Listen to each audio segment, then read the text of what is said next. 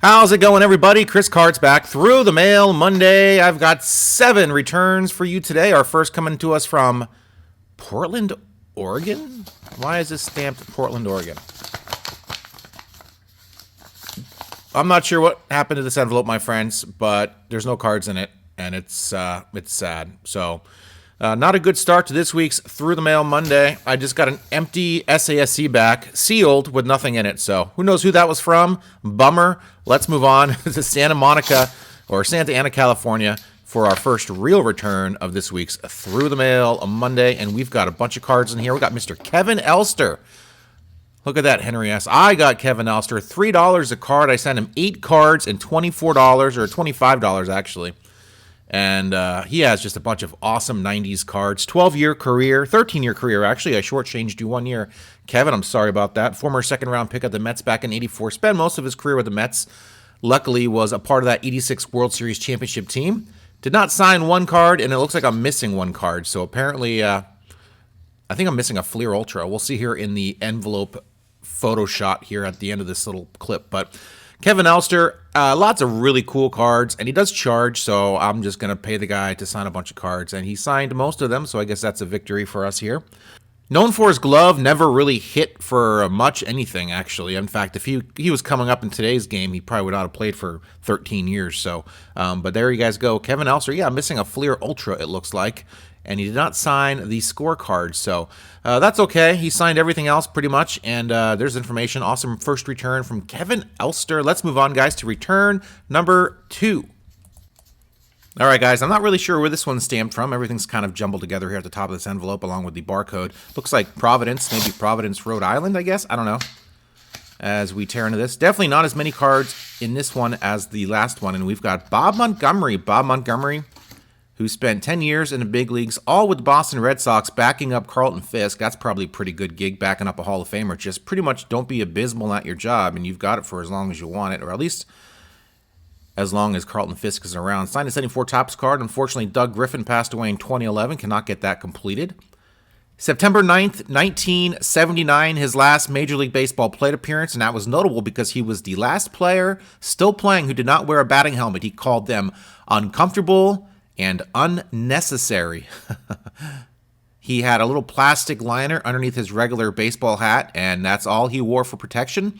And as a backup catcher, or even as a catcher, that's pretty unbelievable since I'm sure he got hit in the head quite a few times as a catcher. He was the last of a few players who were grandfathered in. Of course, 1971, they became mandatory. But Norm Cash and Tony Taylor were still playing at the time, as well as Bob. Neither one of those wore helmets, so Bob was the last of that trio to still be playing. So he was the last player in Major League Baseball history to not wear a batting helmet while at the plate. Unbelievable. North Houston, Texas. In fact, I am touring the Alamo as you're watching this probably. I got an Alamo tour set up for San Antonio at 1 p.m. Central today, Monday, March 11th. We've got, I think it's Roger Metzger. Yes, it's Metzger on a Astros team card. Very nice to get that back.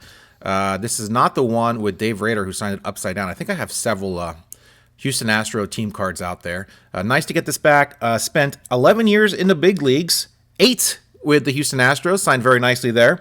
First round pick, 16th overall in 1969 by the Cubbies. Had a pretty good career, basically known as a speedster and as a good defender. Didn't hit for much average. Did lead the league twice in triples. Nice to get this 74 Topps team card signed by another player. Of course, I've got multiple team cards for 74 Topps set for my, of course, 74 Topps binder. Very excited to get those signed. In fact, when I redo the set in the binder with a bunch of with new pages and stuff, because the pages are pretty old and ratty, I'm going to redo the whole thing, and I'm probably going to try and actually save space for several team cards and maybe 2 or 3 team cards for each team and see how many different people I can get autographed on 2 or 3 cards as opposed to just sending 1 card through the mail and risking it. As you guys already saw today, I got an envelope back that was completely empty, so that's kind of worrisome. Hopefully a team card was not in there. I don't know how that would have happened. It came from Portland, Oregon, which means the big sorting facility in Oregon, of course, is in Portland. So I might have sent off 10 or 15 TTMs that day. They made it up to Portland, went through the machines, and all I could think of is my number 10 envelopes aren't sealing very well because they're pretty old. I had an old box I found that I wanted to use up, and unfortunately, the longer those envelopes sit around, those self-sealing envelopes sit around, the less likely they are to stick. So I've actually had to tape a few shut because they wouldn't seal very well. All I can think of is maybe I missed one and somehow the SASE got out in the sorting process. Someone sealed it and sent it back to me because it only made it to Portland. It didn't make it to its original destination, and I have not sent off to anybody in the Oregon area. So I don't think it's the player who sent it back to me. It seems like this was I'm not sure what happened, guys. That's my best guess. I'm not sure if you guys have an idea what might have happened, but of course, I had to branch off and discuss that first envelope we opened, or didn't really open. I already opened it because I knew it was empty, but bummed out about that. Could have been a team card in there. Who knows? Looks like Boston, Massachusetts here on our next return here. And if I can get this open, we'll see who it is. We've got a cardboard protective sleeve in this envelope, which I did not put in there, so this guy put it in here for me. Looks like we got Mr. Dick Maloney, or Richie Maloney, but it's Dick on the card. Went by Richie. Pitched for 1 inning in 1970 for the Chicago White Sox. Gave up 2 hits, struck out 1, and never played ever again. Nice to get this 1971 Topps card back. Signed his only card. So only 1 inning, but he only had 1 card, and he got 1 strikeout. So not that bad. There you guys go, Richie Maloney. And yes, this card now will be sent off to Mr. Charlie Brinkman, who is still signing away.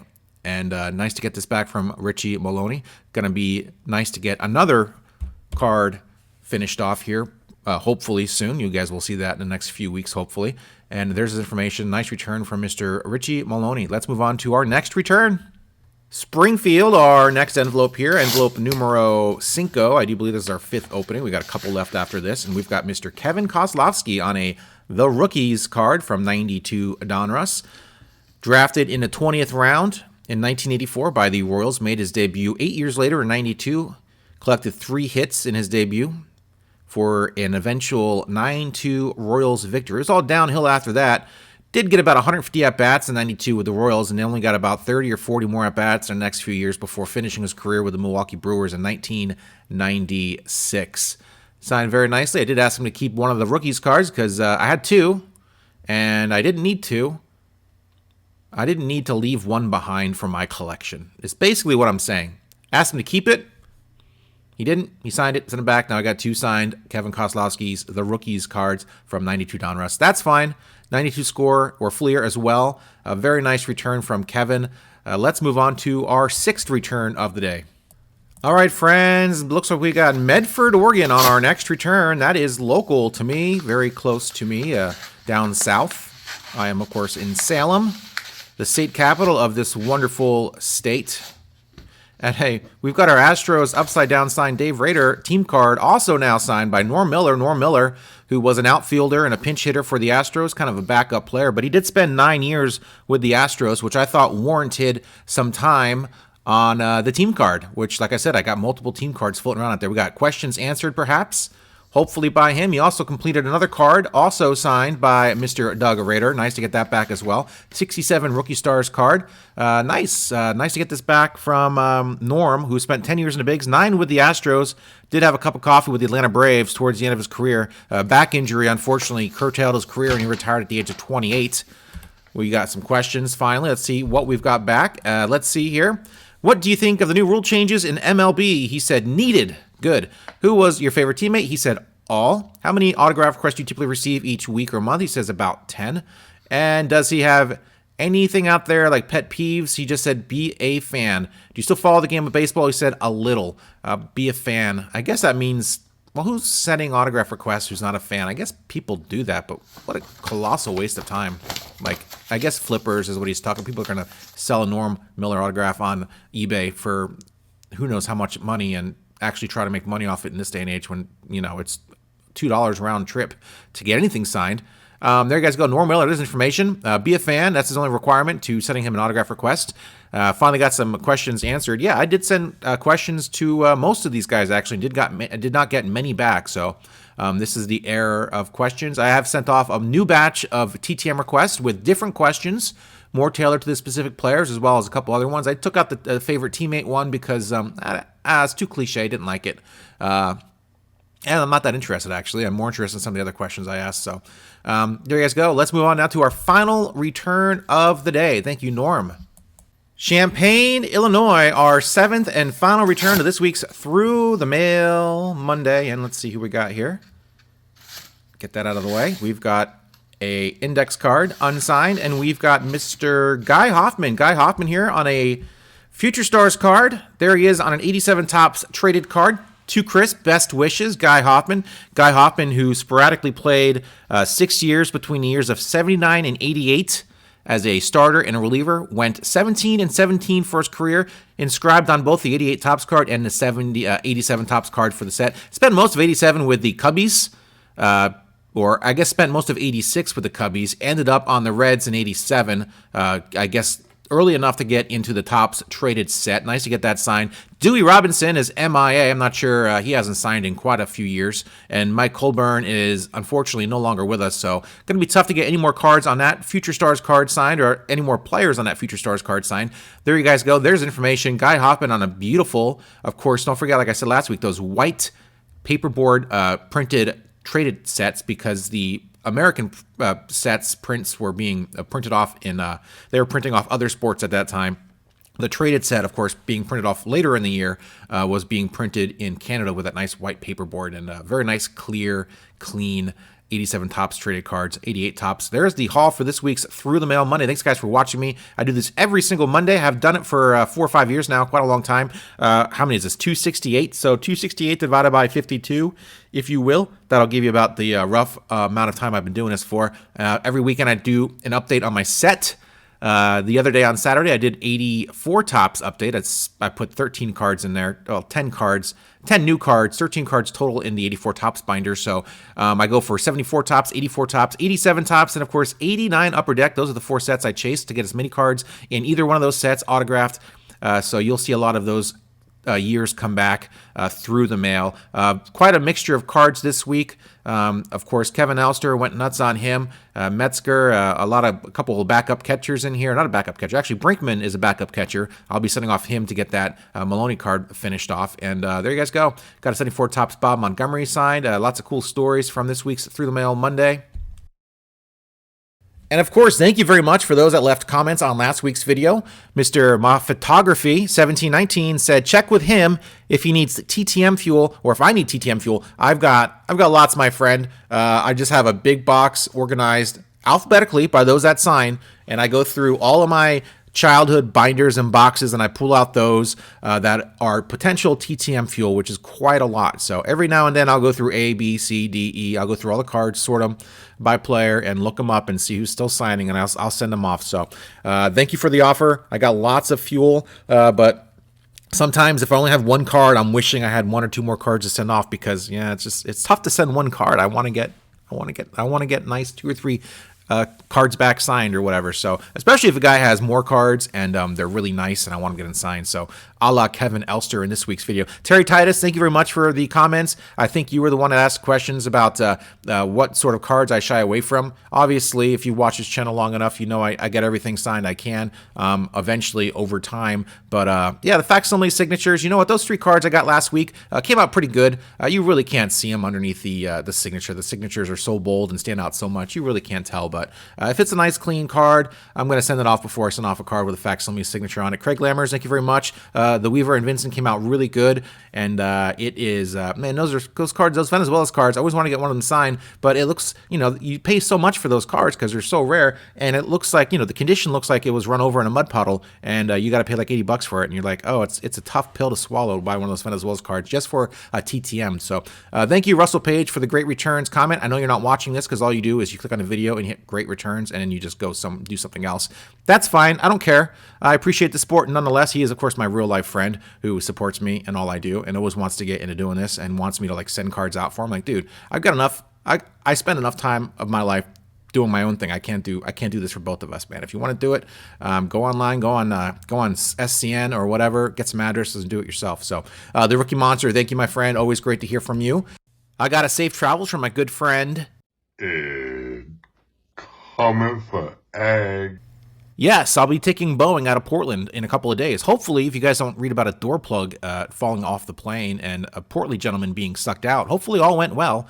I travel back tomorrow, Tuesday, so keep your fingers crossed for at least 24 hours at all the planes from Austin to Vegas to Portland. Make it safely, and looking forward to the trip. Cape Prunes, great trip coming up.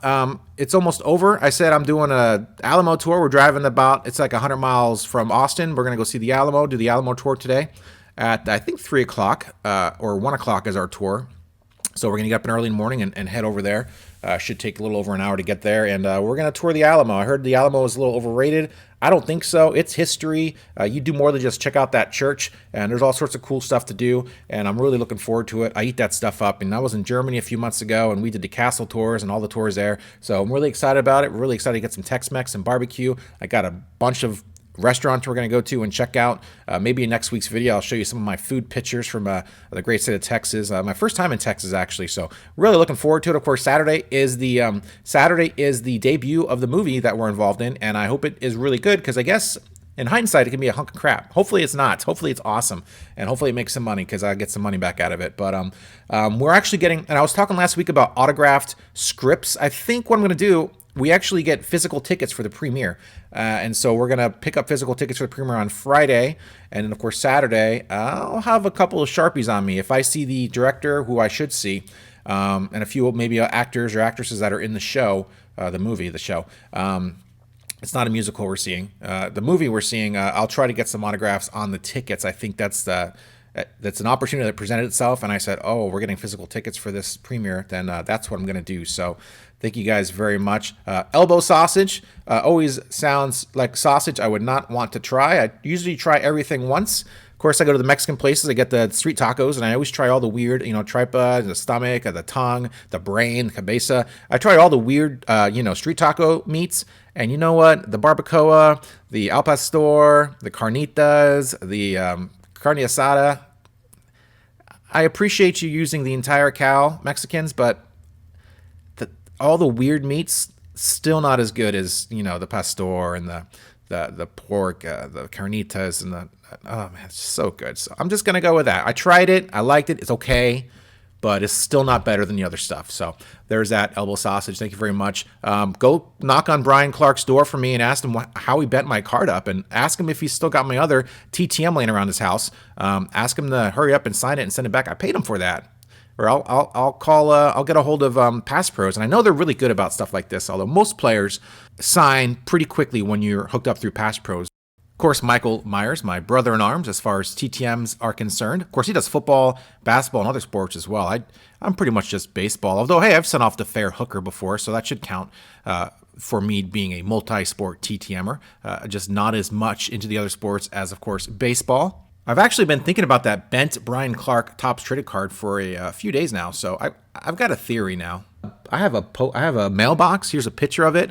Actually, here's a video of it. I can just take a video of it, and I'll show you the video, and I'll put it in this little. I'll put it in this video while I'm talking about it. And it's really a heavy-duty door. So when you flip it down, you put the mail in there, and you let it go. It slides down into the box below. But unfortunately, if the cards aren't done sliding down, it'll catch. And I'm thinking it might bend the cards. So I'm actually not thrilled with this mailbox I have, and I'm a little worried about it. Maybe that's what caused my Brian Clark card to get bent up. Now, I looked at the envelope to see if there was a crease in the envelope. I figured if the card gets creased, the envelope will also get creased, but that's not necessarily true. I guess it's kind of damp out there. Maybe it doesn't crinkle like the card would crinkle, obviously. So there's a problem with my mailbox. It's like in rock, and it's not easy for me to switch out, so I'm probably just going to live with it.